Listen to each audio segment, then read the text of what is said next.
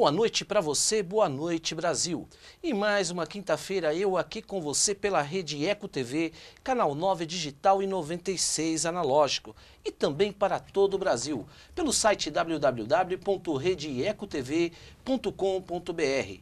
Eu quero, como sempre faço, agradecer a minha audiência de todas as quintas-feiras, porque minha audiência está aumentando cada vez mais. Você está aí comigo e isso me fortalece e me deixa muito feliz em estar aqui na Rede Eco TV, fazendo sempre o melhor para você. Aliás, todas as quintas-feiras eu tenho um entrevistado muito especial. O tema desta noite é muito interessante. Nós vamos falar sobre doenças infantis da mente. Você sabe da formação dessas crianças? Quando que ela começa a adquirir o caráter? Qual é a idade? Quais as questões que acontecem hoje com a criança? Problemas sérios da mente? Como solucionar isso? Como descobrir quando a criança precisa de um acompanhamento médico, psicológico, psiquiátrico? Isso você não pode sair da sua casa, porque o tema realmente, como eu disse, é interessantíssimo.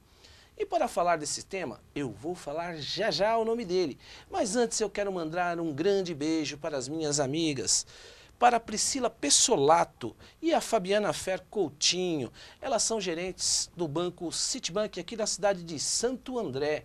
Um grande abraço para vocês, beijo, obrigado por vocês estarem comigo nessa noite. A Marileia também da cidade de Diadema, um grande beijo para você, Marileia. Obrigado, todas as quintas você está aí comigo e sua família. Isso para mim é muito caro, é muito especial. A sua presença, ela é fundamental. Aos meus amigos do Facebook, aos meus amigos que tenho encontrado, os internautas que estão comigo pelo site e por todo o Brasil. Um grande abraço para vocês. Mas eu vou falar o nome do meu entrevistado. O nome dele é Dr. Alceu Giraldi, médico psiquiatra, pós-graduado em psicodrama e psicologia clínica. Atualmente é médico psiquiatra infantil e adultos. Foi professor universitário nessa área. Também é bacharel em Direito e proprietário da clínica Promensana em São Bernardo do Campo. Não saia daí, vou falar com ele agora. Boa noite, Boa Alceu. noite, Cristiano. Obrigado pela sua presença e aceitar o convite do meu programa Cristiano para você. Eu agradeço ao Cristiano, que é uma pessoa muito querida aí da região. Agradeço também a produção do programa, né, da rede de televisão Eco, né, o Eco TV, pelo carinho, pela recepção no estúdio. E estou aqui para poder esclarecer as dúvidas, esclarecer as dificuldades que é o relacionamento mãe-filho, pai-filho, criança com criança, e dizer que a importância hoje de conhecer a sanidade mental, né? Porque cuidando bem dela, a vida fica longa e com qualidade. Se não cuidar, a vida encurta e é cheia de intempéries. É verdade, Alceu. E o tema hoje é um tema doenças infantis da mente, não é verdade? De crianças que têm problema. Então, nós vamos falar a respeito disso, eu tenho certeza. Aliás, antes eu quero falar com o meu telespectador. Você que está aí comigo, eu quero a sua ligação no 2379-4733. Ligue, faça a sua pergunta. Como eu disse, o tema é interessante. E está aqui comigo um expert na área, psicólogo e psiquiatra também. Alceu, a pergunta que eu te faço, um bebê quando ele nasce, ele vem ao mundo sem conhecimento nenhum, vem puro, com a mente tranquila e serena, desde que não venha com nenhuma questão patológica, não é verdade? E essa criança, o bebezinho, ele começa a receber a linguagem escrita, estímulos. O que eu te pergunto nesse sentido? Se nós caminhamos para essa doença infantil da mente, este bebê, ele pode receber estímulos positivos e negativos. Isso pode afetar na conduta dele, na psique dele humana no futuro? Sim, é uma pergunta interessante, porque uma criança quando nasce, o cérebro não tem registro nenhum. É um HD de um computador sem nenhuma programação. O que acontece?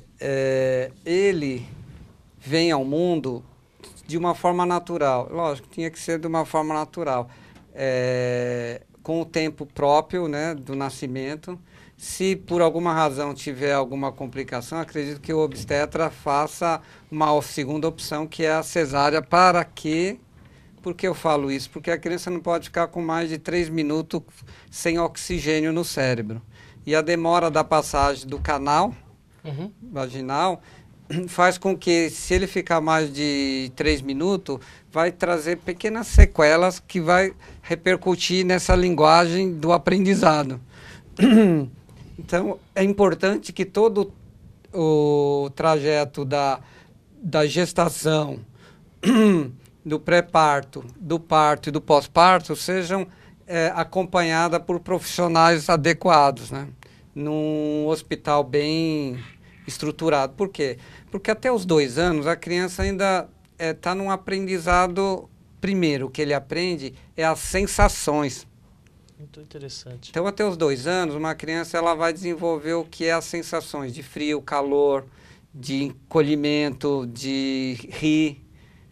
Então, essas sensações é aprendido até os 2 anos. Por isso que é importante que a mãe fique próximo dos filhos nesses primeiros 2 anos de vida.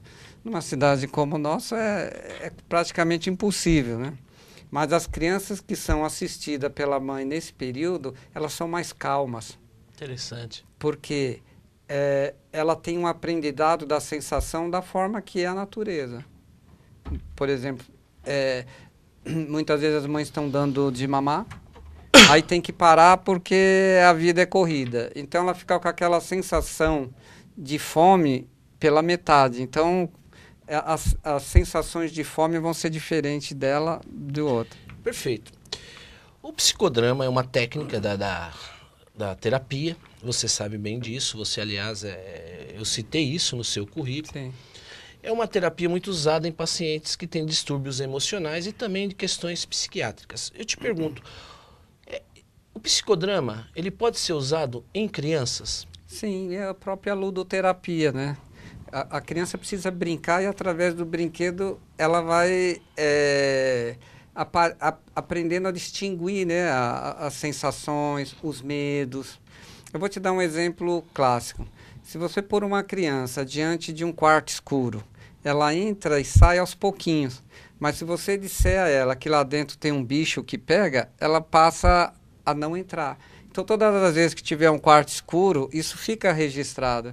Ela tem uma sensação diferente e não sabe explicar o que é essa sensação. Interessante. Então, o psicodrama, basicamente, eu acredito que, não sei se essa é a minha definição, através de artes cênicas do corpo. Sim. Na época do cinema mudo, nada se falava e tudo se entendia, não é verdade? Então, nós podemos definir que o nosso corpo fala? Sim, tem um escritor já falecido, um psiquiatra mineiro, Pierre Vai, ele escreveu um livro chamado Corpo Fala. Esse livro é muito interessante porque ele dá dicas de como você está se expressando. Mas a gente não pode entender a pessoa só por esse detalhe, né? Tá. Mas veja bem, nós somos viciados na fala, enganar o outro através da fala. Isso é um vício que a gente adquire na criação. E muitas vezes a gente usa no psicodrama a linguagem corporal porque ele não consegue mentir pela expressão corporal. E ao passo que a linguagem ele mente, ele tenta iludir muitas vezes o terapeuta numa briga, assim, quero ver se você descobre o que está acontecendo comigo, né? Interessante. E na linguagem do corpo não dá para mentir. E o psicodrama ele também é usado em crianças que são abusadas sexualmente também, né? Também, ele é uma linha de terapia que ela tanto é reconstrutiva, reeducativa e cognitiva, que é só o foco do aprendizado. Tá. O tema do programa são doenças infantis, mentais. Determinadas crianças, elas apresentam defasagem no aprendizado, ela tem determinadas dificuldades numa inclusão de comunicação, de várias questões. Você acha que isso tem cunho emocional, muitas vezes? Sim, na dentro maioria. da linha do bebê que foi... Se você pensar bem, a palavra tímido não existe. Se uma professora chega na sala de aula e vê um menino tímido, ela tem que dar atenção o que está levando àquela inibição. É uma autoridade rígida, é uma algum abuso dentro de casa que ele vai mostrar através da alteração do aprendizado? É uma fobia social que ele tem, um medo de pessoas, e ele encolhe. Como ele ainda não sabe expressar através de palavra, ele vai se expressar até uma linguagem corporal, até uma dificuldade de expressar o que está sentindo. Muito interessante. Você falou numa questão a respeito da autoridade. Hoje, não existe o excesso da autoridade, existe a falta de autoridade. Essa autoridade que é exercida pelos pais sobre a criança, ela é importante na direção dele como homem no futuro? Olha, é muito interessante. Se você tiver um passarinho valioso, único, você põe na mão, você fala para o cara, esse é uma espécie rara. Se ele apertar, ele morre. Se ele abrir, ele solta. Então, a dosagem que eu acho difícil para com os pais e os filhos. Eu penso, né, na minha forma de ver, é que os filhos aprendem por modelos. Não só por palavra, não adianta o pai. É muito comum você ver isso na sociedade. O pai proíbe a filha de usar um vestido mais curto, proíbe de sair, proíbe disso, proíbe daí. Um dia ela descobre que ele tem uma amante. Interessante isso. Então, muito bom essa defesa. a gente chama isso na psiquiatria de linguagem paradoxal. Eu falo não para uma criança, mas permitindo. Então, o exemplo da ação é pode, e a palavra é não. Como é que você vai no futuro? Isso cria uma divisão na cabeça da criança. Posso ou não posso? Vou ou não vou? Então, dentro dessa linha do que você diz, quando um pai fala não é não, ele não deve voltar atrás. Não, se ele voltar atrás é por razões que modifiquem a cena do que aconteceu.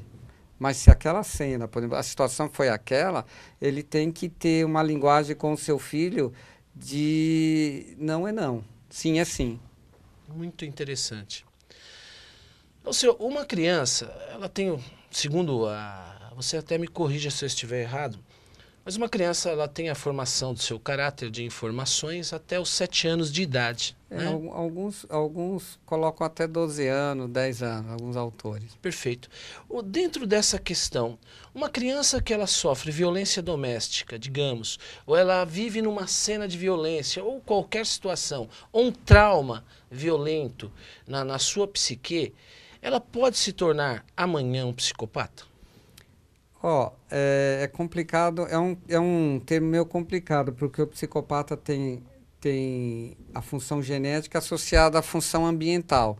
Mas se o ambiente dele for um ambiente psicopata, ele vai herdar esse ambiente dentro dele, e ele vai expressar isso no dia a dia dele.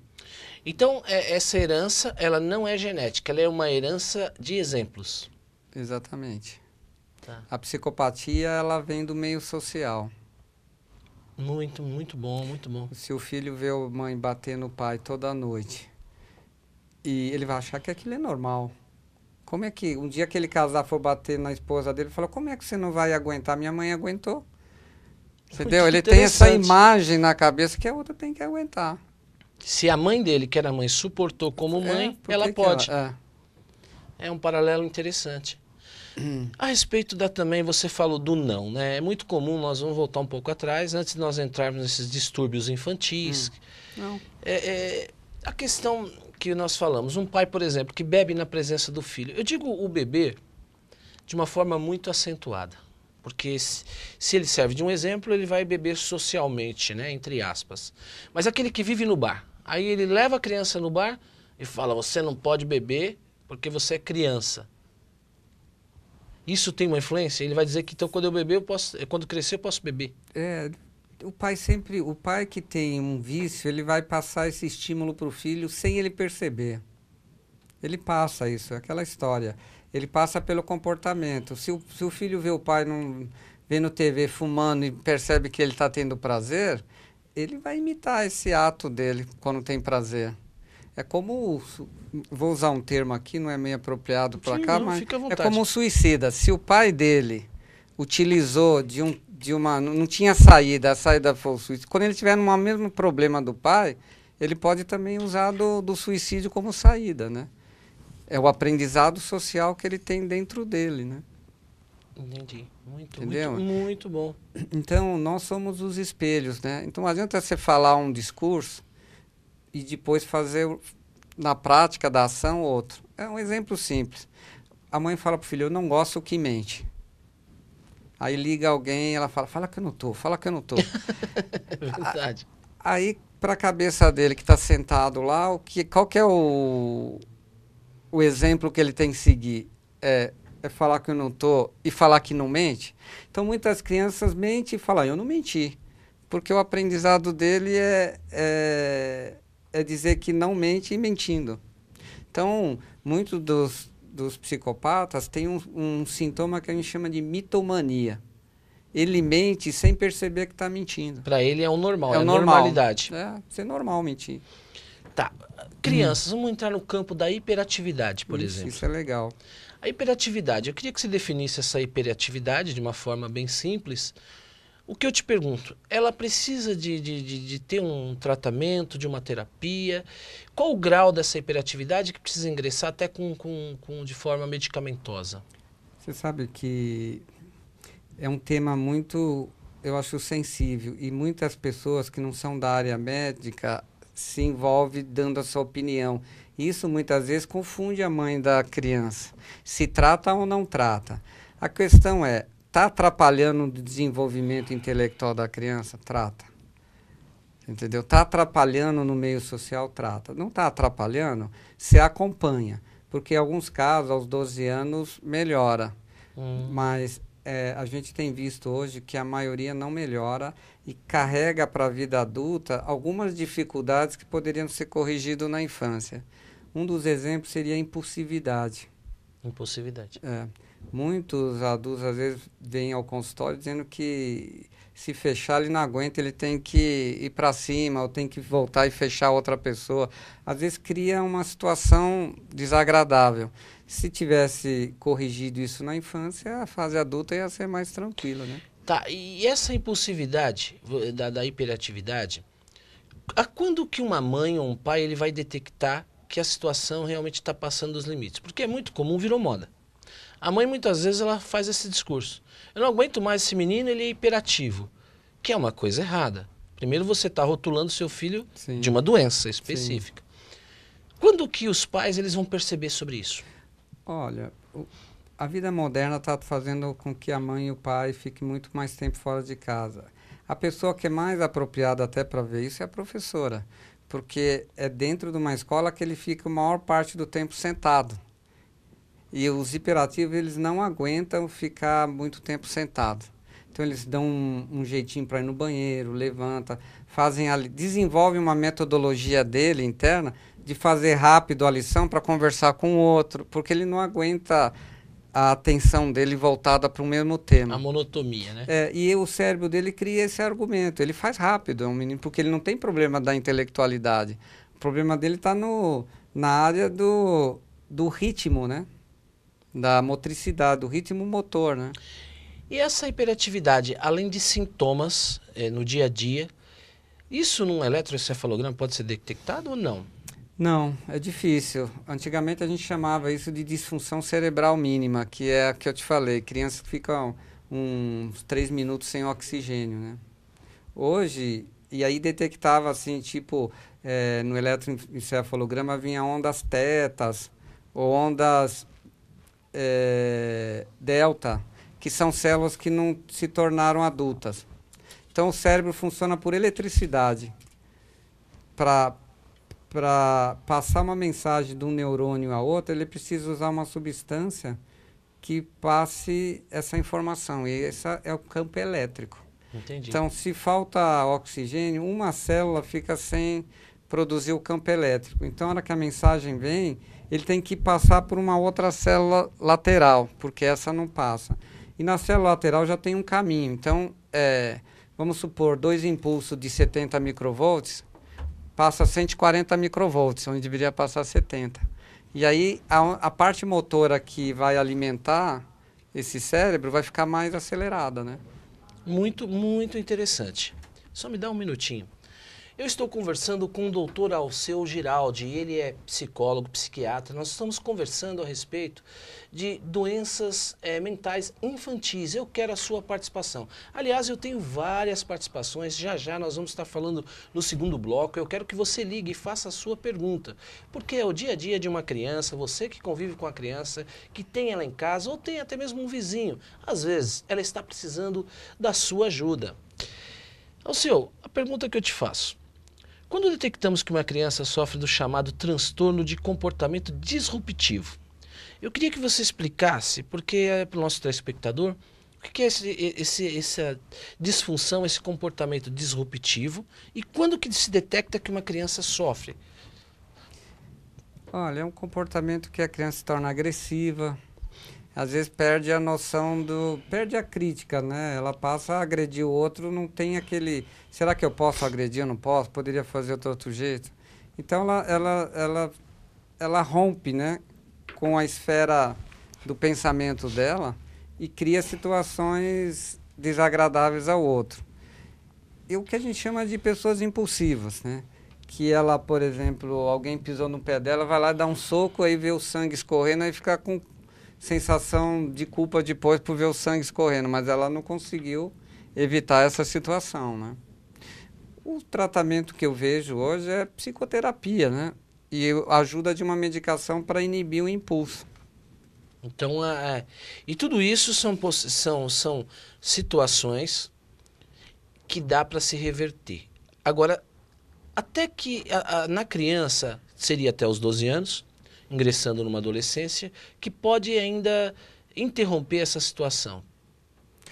Ou depois ela vai ter que fazer um tratamento, já fica mais difícil.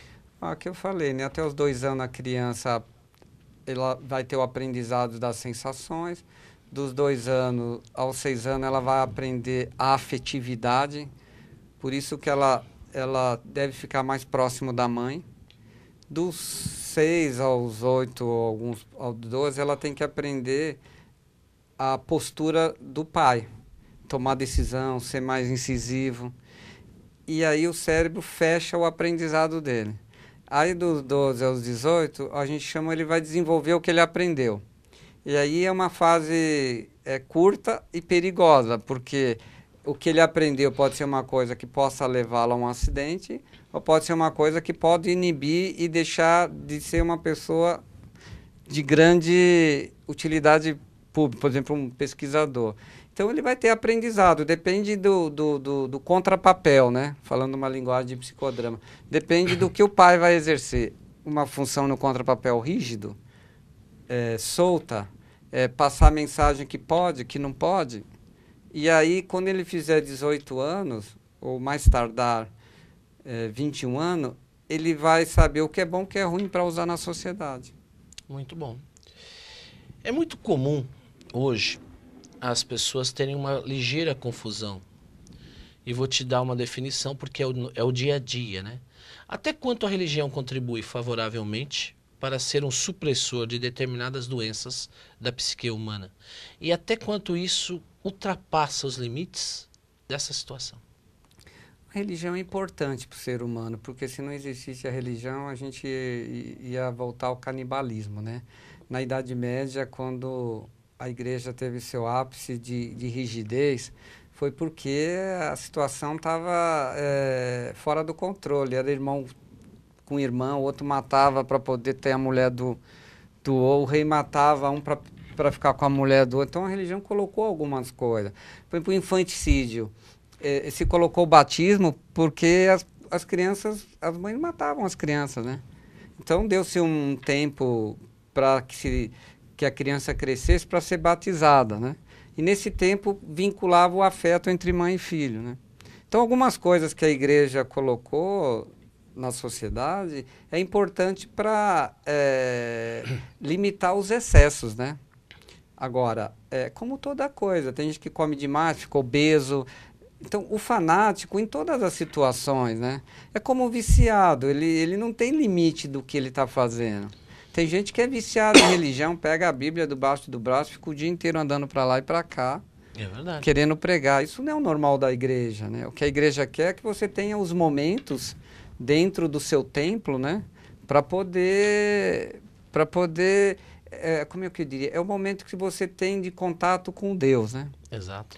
Eu lendo um pedaço da Bíblia, eu vi que, por exemplo, Moisés, quando ele viu que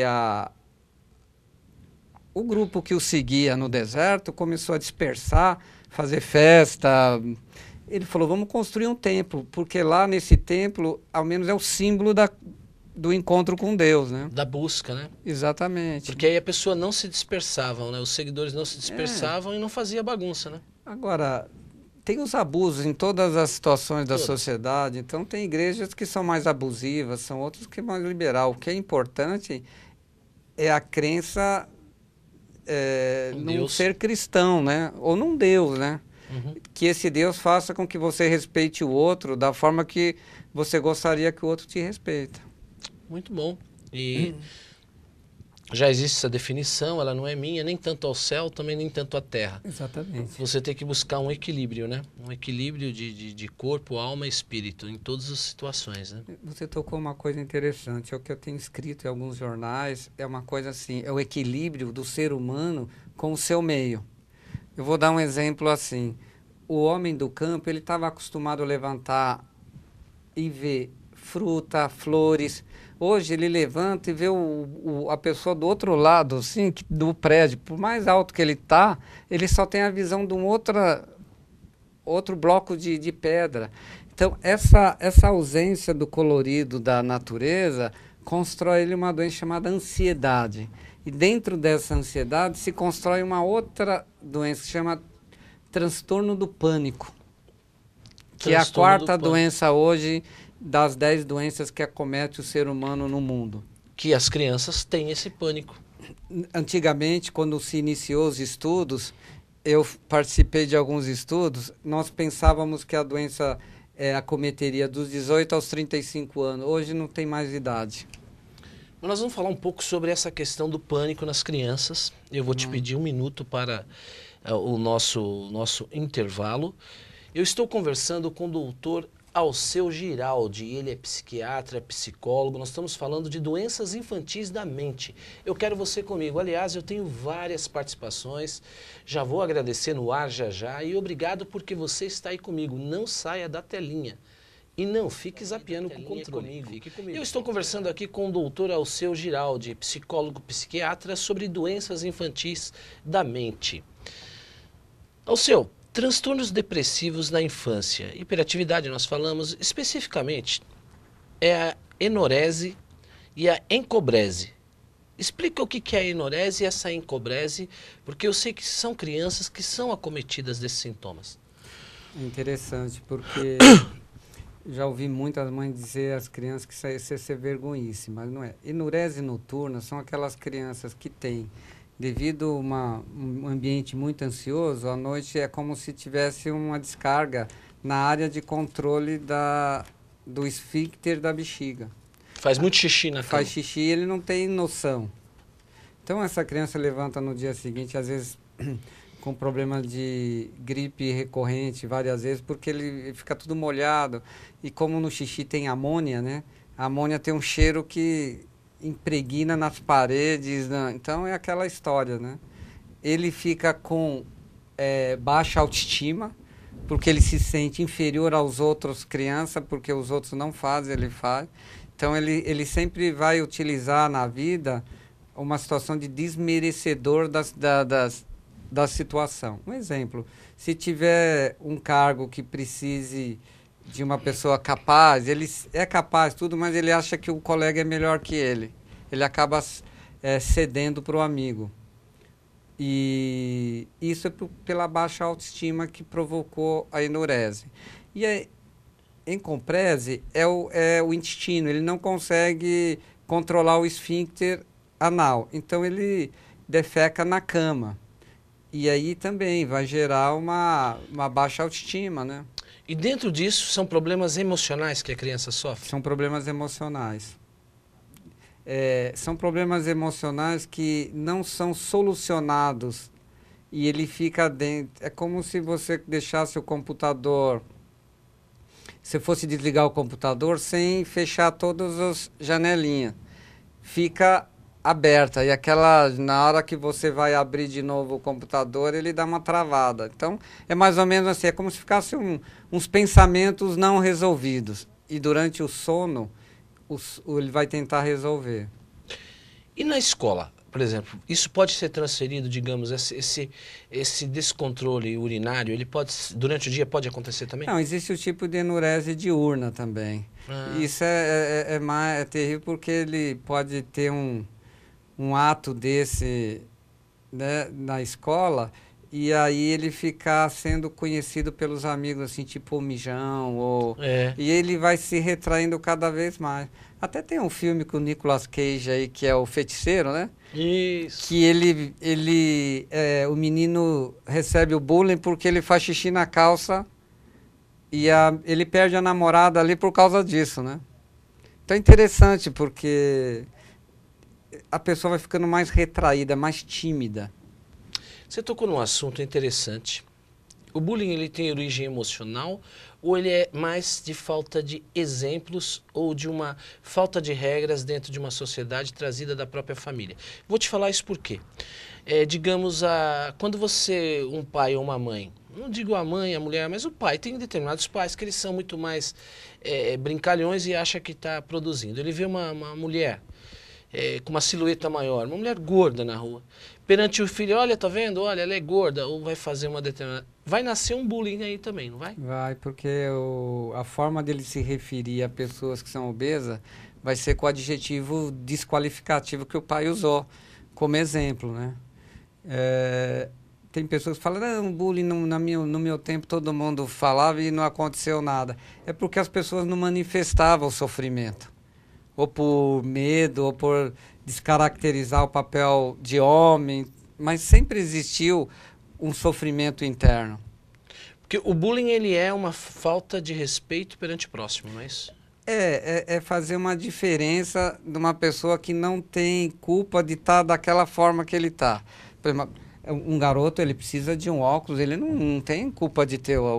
Aí o pessoal vai chamar de ceguinho, não tem, ou uma criança que tem uma ansiedade grave e com isso ela tem uma compulsão pela comida, ela vai ser obesa.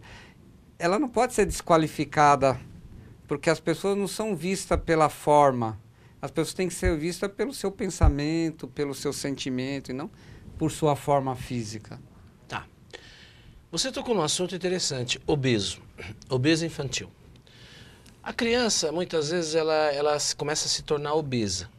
Se você separa um controle alimentar, que toda criança deve ter, mas questões emocionais também podem gerar obesidade infantil? Na maioria, porque muitas vezes ele vive dentro de um núcleo familiar muito ansioso e como os pais adaptaram aquela ansiedade, eles lidam bem, mas a criança não tem ferramentas suficientes para lidar com aquela ansiedade. Então ela compensa comendo, né? Perfeito. Toda criança, o seu, ela tem medo. É natural. Sim, o medo é natural. Você até citou a respeito de alguns medos, mas de um exemplo de um quarto escuro, né? Quando que os pais têm que se preocupar com esse medo dessa criança? Quando está interferindo no dia a dia deles, né? Por exemplo, o medo não é um objeto que você pega, é diferente. Cada um vê o medo de uma forma diferente, porque você não pega, ele não tem forma. É uma sensação desconfortável que a pessoa tem, né? Por exemplo, num quadro de pânico, a pessoa tem a sensação iminente que vai morrer ali. Quem está de fora fala, não, pensa em outra coisa, como se fosse mágico você mudar um pensamento. Né? Pensa no azul. Mas não, é uma descarga. O que o pai tem que fazer é começar a levá-la a uma psicóloga para trabalhar isso. Eu vou dar um exemplo para não ficar muito comprido. Uma criança passou a ter medo de cachorro. Um medo horrível de cachorro. E para cá, para lá, ninguém conseguia melhorar. Aí, num processo terapêutico, conseguiu se descobrir assim. A mãe falava, menino que mente, o cachorro morde. E como ele tinha mentido, ele tinha medo que por ele ter mentido, o cachorro ia morder. Então, às vezes a linguagem do adulto não tem a noção que pode causar um dano na formação do pensamento da criança. Né? Interessante. Outra questão, separação de pais. Isso é complicado. Nós falamos de uma criança, ela tem a perda do quarto, porque os pais eles não se preocupam com o emocional, eles querem realmente dividir bens, dividir tudo. Se pudesse dividir até a criança no meio, né? Infelizmente. Isso gera doenças emocionais na criança? Ixi, um monte. Baixo desempenho escolar, alguns casos uma impulsividade, desenvolvimento de uma impulsividade rebelde, tentar modificar a fisionomia, como se negar aquela situação, buscam formas inconscientes, às vezes, de agredir um ao outro. A criança perde a cama, perde a escola, perde os amigos, perde tudo. E isso é porque você não falou de família reconstituída, né? Quando um pai vem com um filho, a mãe vem com outro filho, eles têm se adaptar na vida conjugal um outro filho. Então, os outros ficam com ciúme daquele. Porque ele vive chegando com no o pai. Porque aí ele tem ligação sanguínea do pai e da mãe. Os outros só têm da mãe ou só têm do pai, né? Então, às vezes, forma-se um complô para espancar esse menino. Então, você vê essas famílias reconstituídas, é complicado, né? É muito complicado. Alceu, outra questão, inclusão escolar de crianças com deficiência. Esse é um problema seríssimo. Hoje, a inclusão ela tá inserida em todo o contexto social, mas vamos falar da criança, dessas questões de doenças infantis que gera. Eu vejo, por exemplo, onde o meu local de atuação, São Bernardo do Campo. Eles fizeram uma inclusão a mais errada possível. A impressão que dá é que juntou tudo num saco, todas as patologias, jogaram dentro da sala de aula e falou para a professora, se vira. Então, é impossível você colocar um autista dentro de uma sala de aula com crianças que não têm uma patologia psicológica ou psiquiatra. O que vai acontecer? Não vai haver interação, vai atrapalhar as que têm uma forma cognitiva adequada e ele não tem um aprendizado, ele precisa de um professor especial só para ele.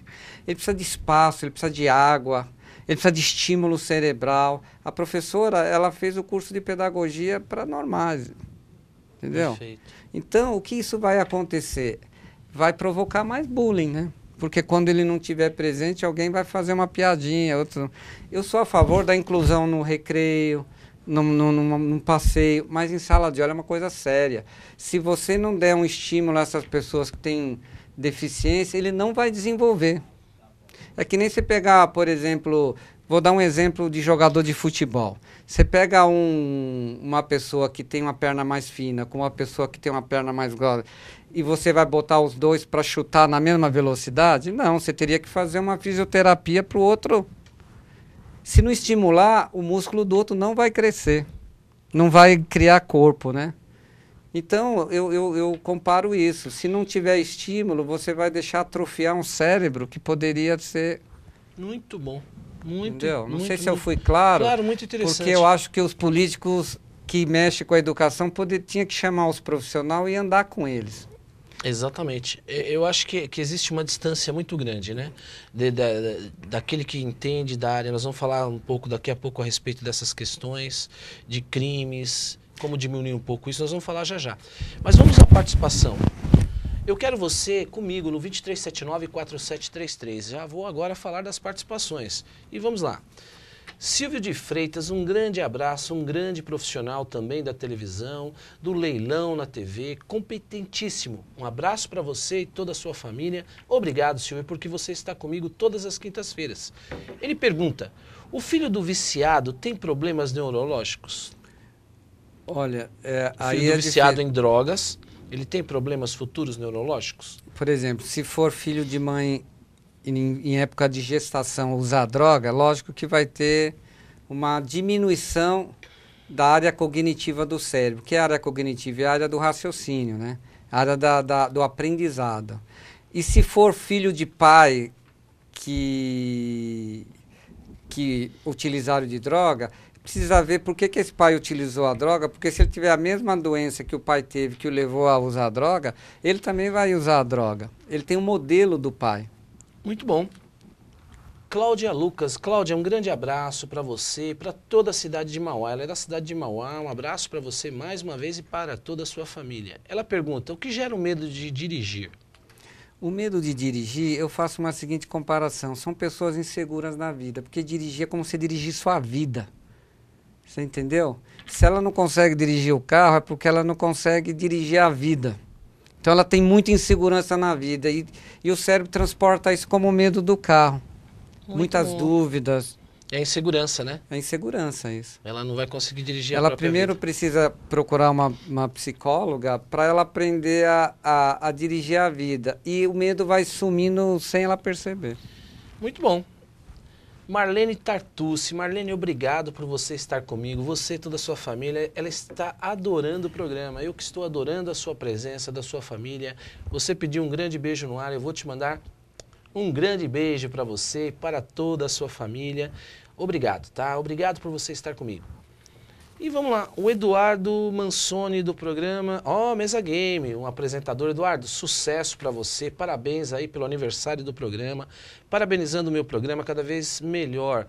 Manda abraços para você também e para mim. Obrigado. Abraço para você e, como eu sempre digo, sucesso.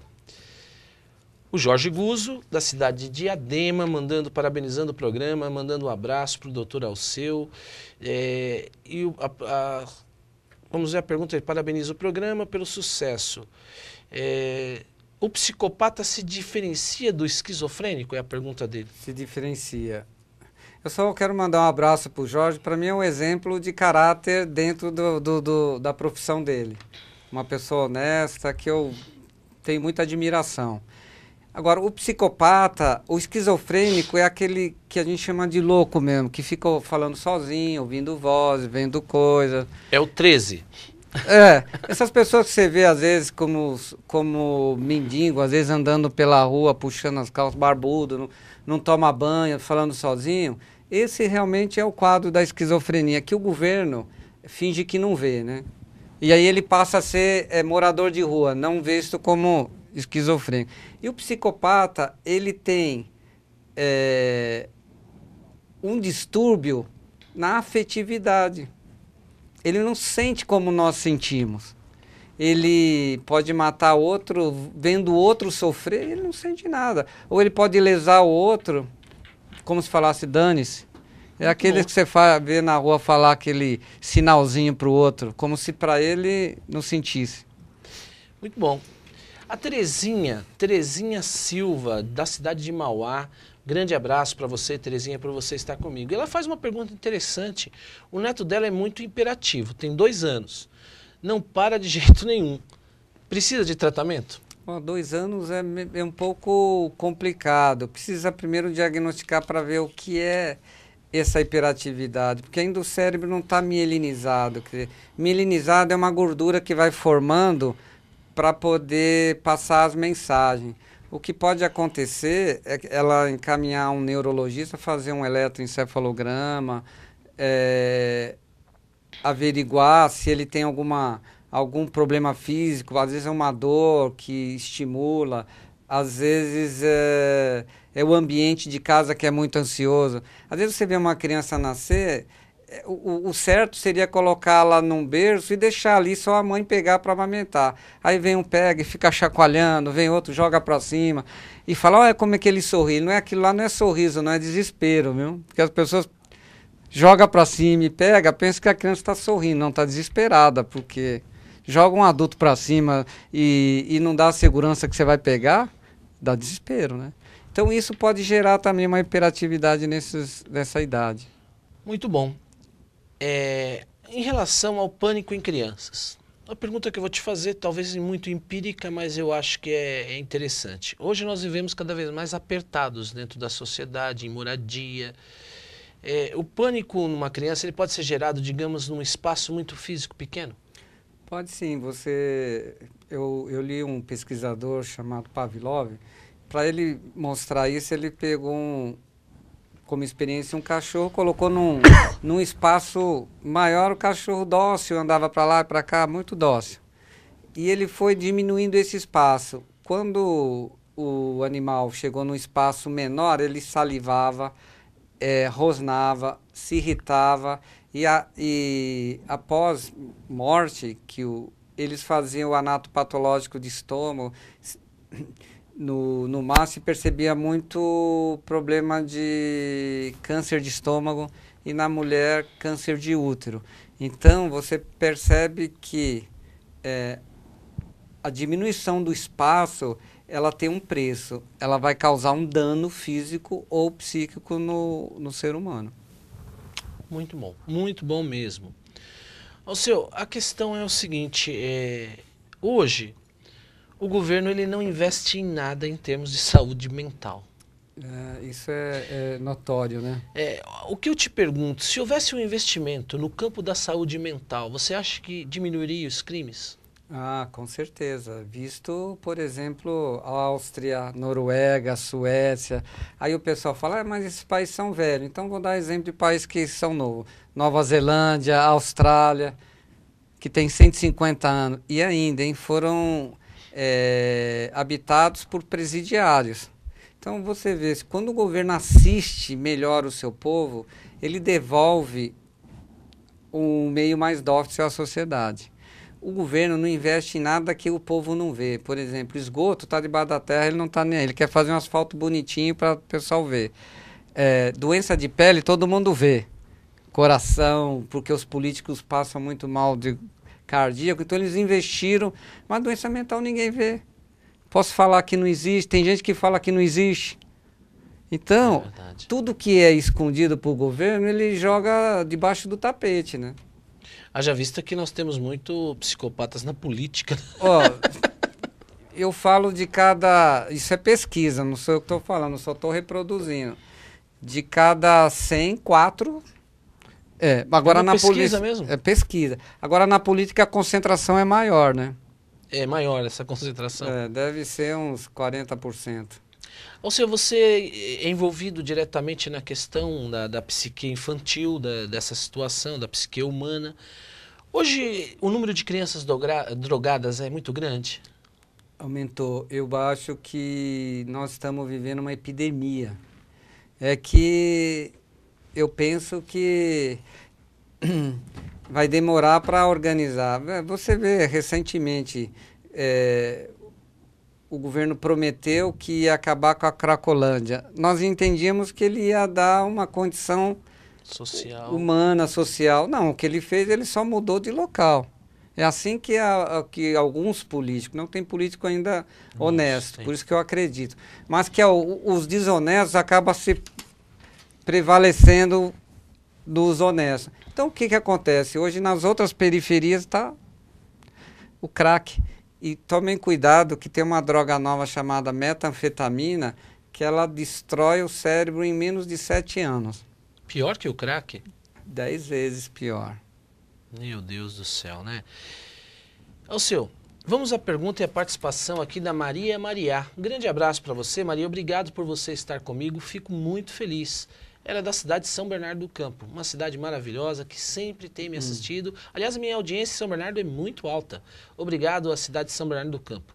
Ela tem um filho que abandonou a escola, o trabalho. Precisa de tratamento? Aí a gente precisa ver, porque uma das características dos hiperativos é não terminar nada.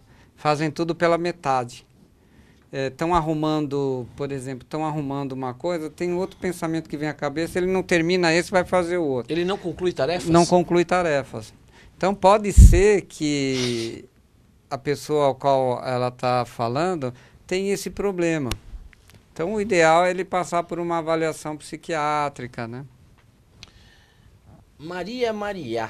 Obrigado, Maria, por você estar comigo. Você ouviu aqui a orientação e o conselho do doutor Alceu, psicólogo. Procure um apoio, um auxílio e até uma orientação, porque o que não podemos ficar é com a dúvida. A dúvida, ela não nos traz nenhuma certeza e, aliás, nenhum resultado na prática. Nós estamos caminhando para o final do programa e eu queria as suas considerações finais, da sua participação.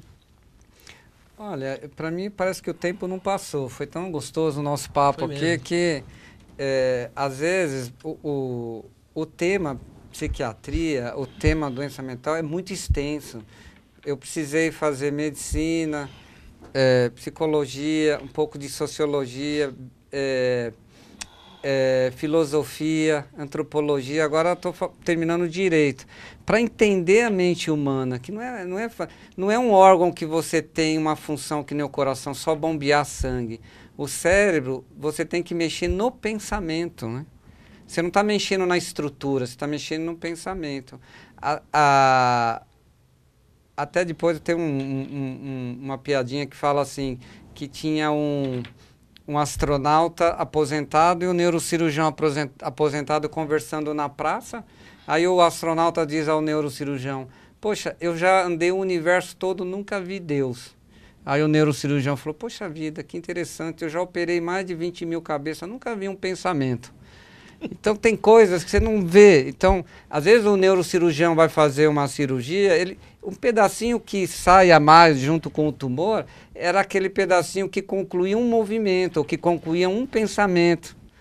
Então, lidar com essa parte é uma parte difícil. Gostaria da gente expandir e que os telespectadores perguntassem para ficar...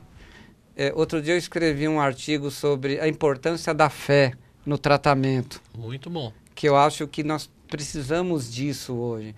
Outra coisa também gostaria de falar é quebrar o preconceito do psiquiatra. Nós somos médicos iguais aos outros, só que nós cuidamos de uma parte muito que foi abandonada através do tempo e agora estamos se resgatando, né? Porque é fácil você falar o outro é doido e botar dentro de uma cadeia.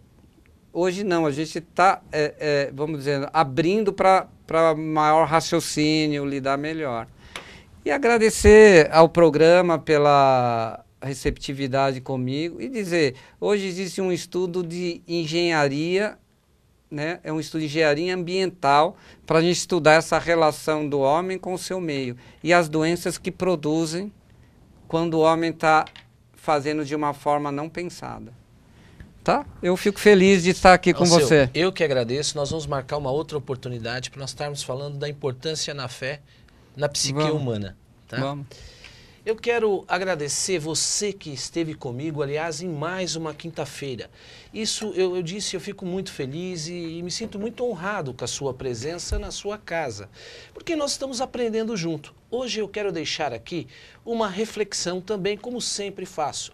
Existia ali um grande lavrador numa determinada aldeia e um jovem rapaz, ele lançou um desafio àquele lavrador que ao final da semana ele cortaria mais árvores. E aí, qual foi o desafio? Aquele senhor, aquele lavrador, topou na hora aquele desafio. Quando chegou ao final da semana, quem havia cortado mais árvores era sim o lavrador. E o jovem falou, mas como? Quando eu olhei para o senhor estava, todas as vezes o senhor estava sentado? E ele respondeu, meu filho, todas as vezes que você me viu sentado, eu estava afiando o meu machado. Assim é a vida. Procure sempre uma pessoa que tenha uma experiência maior. Se socorra de pessoas que possam lhe dar o apoio para lhe ajudar no seu crescimento. Obrigado mais uma vez por você ter estado comigo. Um grande abraço e te espero na quinta-feira.